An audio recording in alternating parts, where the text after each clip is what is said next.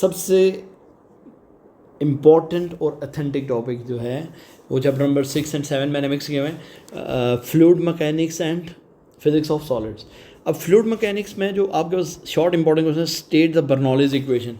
बेटा सबसे पहले आपके पास वैसे तो आप थ्रस्ट एंड इसके क्या कहते हैं आर्किमिडीज प्रिंसिपल से शुरू किया जा सकता है, लेकिन बर्नौली इक्वेशन के ऊपर जब आप जाते हैं तो आपके पास यानी यहाँ पे मैंने बेसिकली बीच में से कुछ चीज़ें उसके लिए छोड़ी हैं, क्या कहते हैं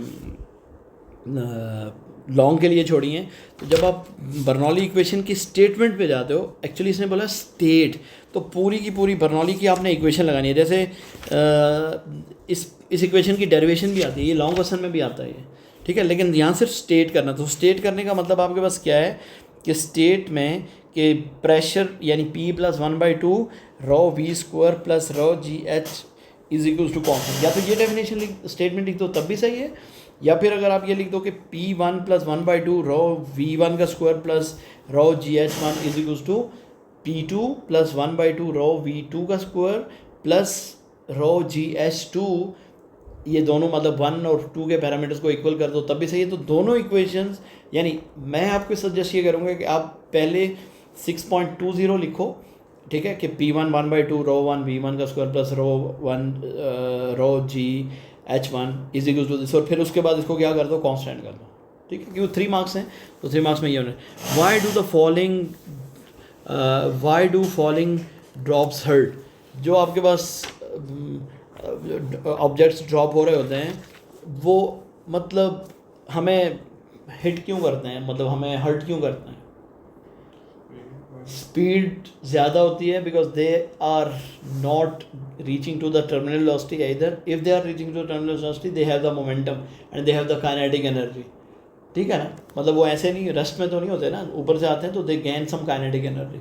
और अगर वो टर्मिनल वेलोसिटी फ्लूइड मैकेनिक्स में यही चीज़ तो हमने देखनी है कि अगर वो विस्कस ड्रैग नहीं होगा तो बेटा जी उनका सारे का सारा उनकी जो हर्टिंग लेवल होगा वो फिर बहुत ज़्यादा हो जाएगा।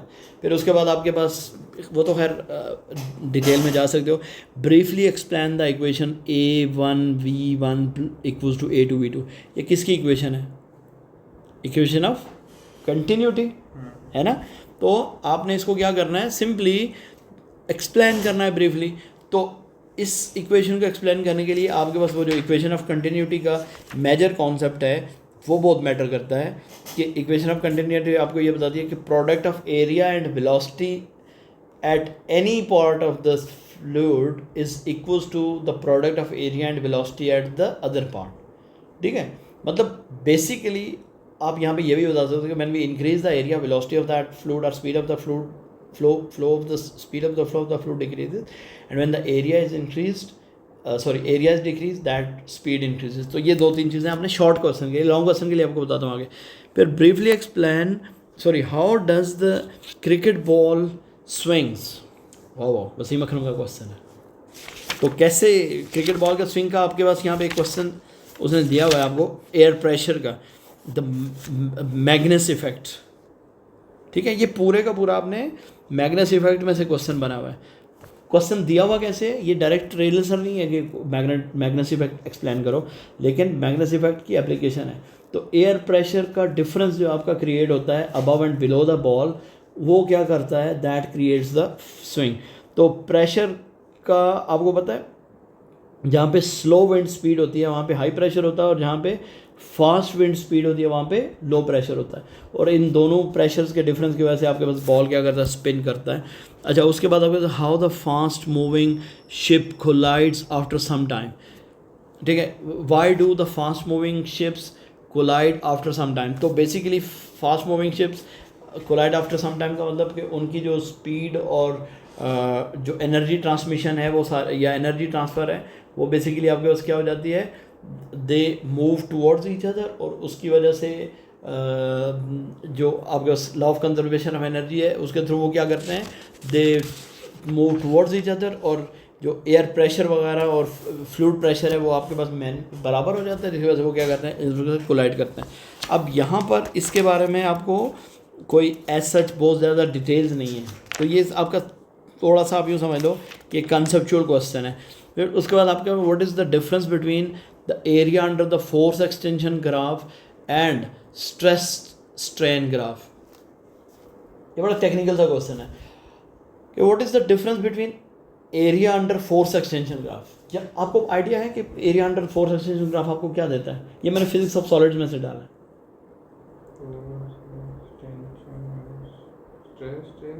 नहीं, वो आपको देता है elastic potential energy stored in the body, ठीक है।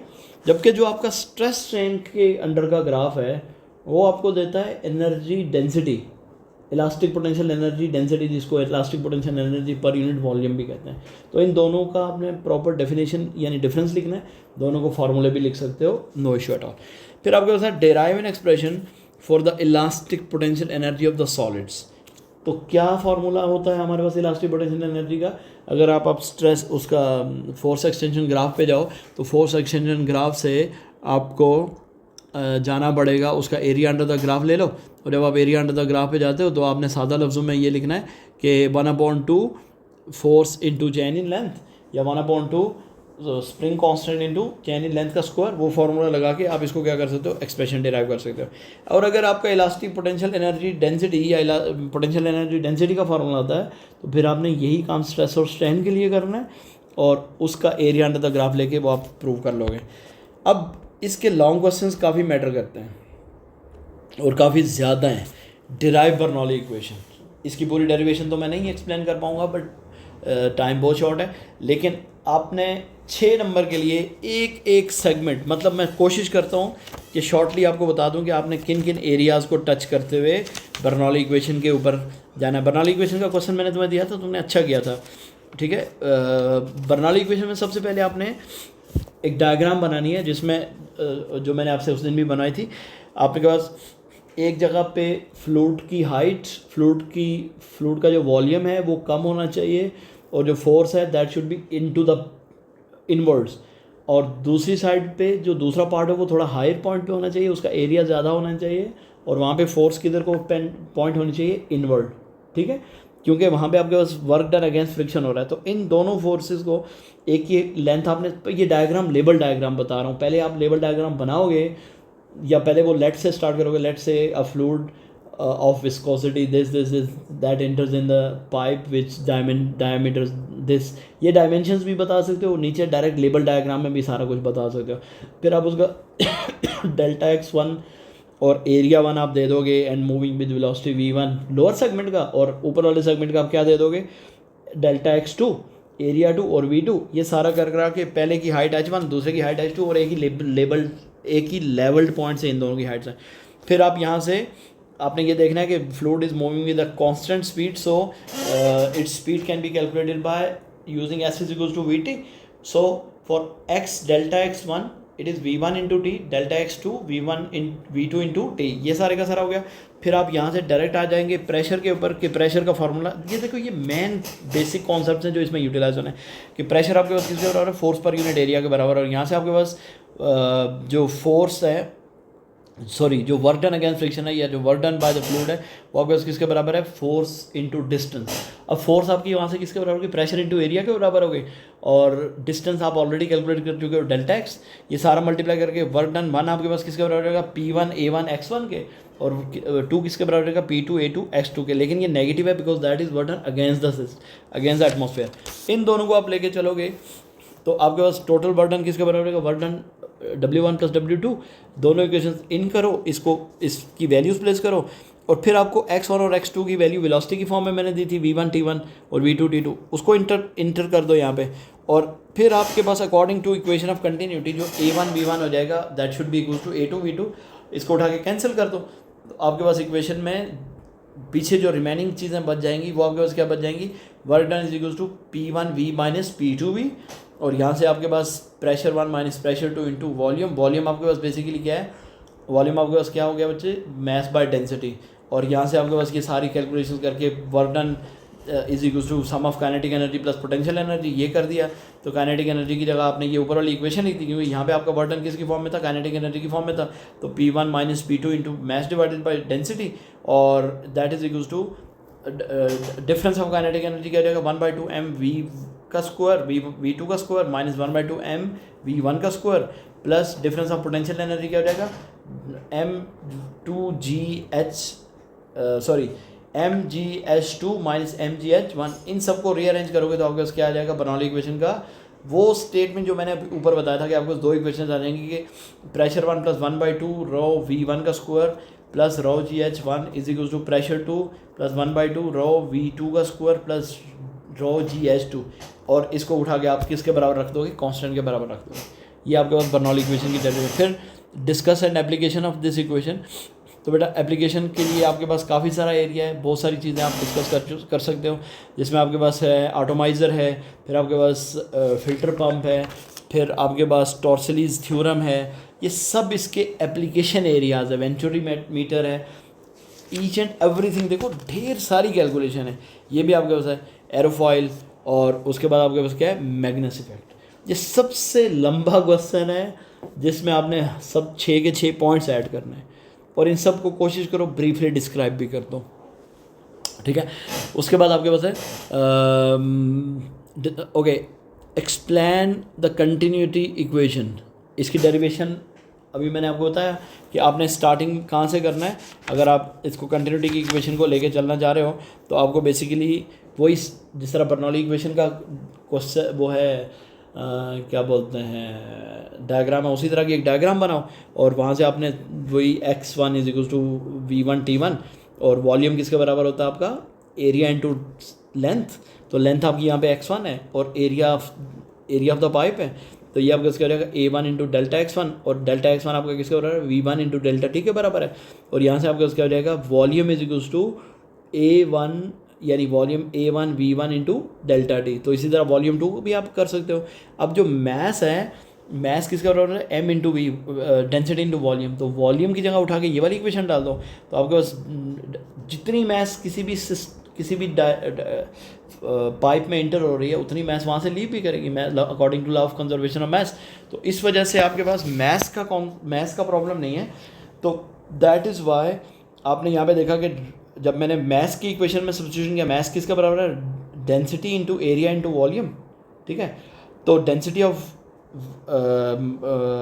फ्लूइड एट सेगमेंट 1 जो इंटर हो रहा है, area into volume into velocity 1 is equal to density 2। क्योंकि हम एक ही फ्लूइड इंटर कर रहे हैं तो डेंसिटी कट जाएगी, उसकी डेंसिटी सेम है, तो इसलिए आपके उसके आ गया a1 v1 is equal to a2 v2, ठीक है। यहाँ तक क्लियर हो गया। तो इसको फिर आप थोड़ा सा और डिटेलिंग में जाके 6 मार्क्स ऑफ 10 करने के लिए आपने अच्छे से इसको लिखना। फिर आप इसका एप्लीकेशन लिखोगे कि एप्लीकेशन में आपने ये बताना कि जब आप किसी पाइप को, नोज़ल को उसमें जेट में कन्वर्ट करते हो या फिर आप उसको क्या कहते हैं स्प्रे में कन्वर्ट करते हो, तो बेसिकली आप एरियाज़ को वेरी करवाते हैं। जब आप एरिया कम करोगे तो वाटर फ्लो का जो स्पीड है वो क्या हो जाएगा, बढ़ जाएगा, और जब आप एरिया बढ़ाओगे तो स्पीड ऑफ वाटर फ्लो क्या हो जाएगी, कम हो जाएगी। तो ये सारी एप्लीकेशंस आपने यहाँ पे बतानी है। उसके बाद बेटा जी आपके पास क्रिकेट बॉल का मैग्नस इफेक्ट, बर्नौली इक्वेशन और बर्नौली प्रिंसिपल का एप्लीकेशन एरिया है, तो वो आप यहाँ पर मैंने एक्सप्लेन कर दिया already. Explain why fast moving aerofoil का कॉन्सेप्ट है, वही मैंने आपको बता दिया है, ठीक है। Why fast moving sorry aerofoil नहीं, ships tends to collide when moving closer to each other. तो क्लोजर टू ईच अदर की वजह से एयर प्रेशर का जो डिफरेंस मैंने आपको बताया था कि उन दोनों के बीच में क्या होगा, एयर प्रेशर का फ़र्क आएगा इन बिटवीन। जब फास्ट मूविंग है तो जब दोनों के बीच में अभी हम लोगों ने बोला कि जब आपके पास एयर स्लो मूव करती है तो प्रेशर क्या होता है, जहाँ पे एयर स्लो होती है मैग्नेस इफेक्ट बता रहा था ज़्यादा होता है, ठीक है। तो अब आप देखो जहाँ पे आपके पास फॉर एग्जांपल 2 शिप हैं एक दूसरे के करीब से गुजरेंगे जब, तो आपके पास फास्टर विंड स्पीड अगर होगी तो क्या होगा, एयर प्रेशर कम हो जाएगा, और जहाँ पे स्लोअर विंड स्पीड होगी वहाँ पे एयर प्रेशर ज़्यादा हो जाएगा। तो बीच में उनके विंड स्पीड क्या होगी, फास्टर होगी, तो एयर प्रेशर कम हो जाएगा, इसकी वजह से बाहर का एयर प्रेशर ज़्यादा होने की वजह से they will collide with each other. ऊपर वाला जो शॉर्ट क्वेश्चन है उसमें भी आप ये चीज़ें मैनेज कर सकते हो, ऐड कर सकते हो। अच्छा, उसके बाद कौन सी डिस्कशन थी हमारी, yes, explain the term stress and strain, differentiate and derive the expressions of Young's modulus, bulk modulus and shear modulus. इस क्वेश्चन से इम्पॉर्टेंट चीज़ यही है कि आपको लॉन्ग क्वेश्चन में ये 3 कॉन्सेप्ट आने चाहिए, ठीक है। ठीक है। यंग्स मॉडुलस में आपके पास मतलब स्ट्रेस और स्ट्रेन को आपने डिफाइन करना है कि applied force per unit area is called the stress, strain को एक्सप्लेन करना है, फार्मूले लिखने हैं, फिर आपने इनका ये बताना है कि this quantity is Maihar the deformation that is called the strain, और फिर आपके पास ये यहाँ पर इसकी डिफरेंट टाइप्स हैं, टेंसाइल स्ट्रेन, शेयर स्ट्रेन और वॉल्यूमेट्रिक स्ट्रेन, ये तीनों लिखने हैं। फिर आपने मॉडुलस ऑफ इलास्टिसिटी पे जाना है, और मॉडुलस ऑफ इलास्टिसिटी फिर तीन है, इलास्टिक मॉडुलस का मेन फार्मूला कि स्ट्रेस डिवाइडेड बाय स्ट्रेन, फिर आप जाओगे कि यंग्स मॉडुलस क्या है, फिर आप जाओगे बल्क मॉडुलस क्या है, फिर आप जाओगे शेयर मॉडुलस क्या है। तो यंग्स मॉडुलस में आपके पास क्या होता है, वो मतलब स्ट्रेस डिवाइडेड बाय स्ट्रेन में F L divided by delta L divided by L, यानी आप सादा फार्मूले में Y is equals to F L divided by A times delta लिख सकते हो। और जबकि आपके पास जो इसमें है बल्क मॉडुलस में, बल्क मॉडुलस का मतलब कि आपके पास सारी डायमेंशंस में इक्वली आपके पास क्या हो रहा है, प्रेशर अप्लाई हो रहा हो, और शेयर मॉडुलस में आपके पास क्या हो रहा है, कहीं पे चेंज हो रहा है। सबसे इंपॉर्टेंट चीज़ है ये दो। बल्क मॉडुलस मतलब B is equals to force per unit area due to that change in volume per unit original volume, ठीक है। तो इसका मतलब बल्क मॉडुलस का फार्मूला डिफरेंशिएट करेगा कैसे, F divided by F into V divided by A into delta V. और जो शेयर मॉडुलस है, shear modulus is due to the tangential force. जब आप किसी बॉडी के ऊपर किसी जगह पे फोर्स लगा के उसकी लेयर्स को डिस्प्लेस करते हो तो वहाँ पे आपके पास क्या क्रिएट होता है, शेयर्ड स्ट्रेस जनरेट होता है, और उसका फार्मूला आपके पास क्या है, दैट इज़ बेसिकली। अच्छा हाँ, यहाँ पर एक बहुत मज़े की बात ये है, कंसेप्चुअल क्वेश्चन है कि आप डेल्टा एक्स मालूम करने के लिए क्या करोगे कि जितना आपने डेल्टा एक्स को डिस्प्लेस किया दैट विल बी कि आपने कितना एंगल डिफॉर्म किया उसका, ठीक है, और उसकी लेंथ कितनी है। तो basically that can be given by shear modulus is equals to force divided by area whole divided by delta X divided by delta Y.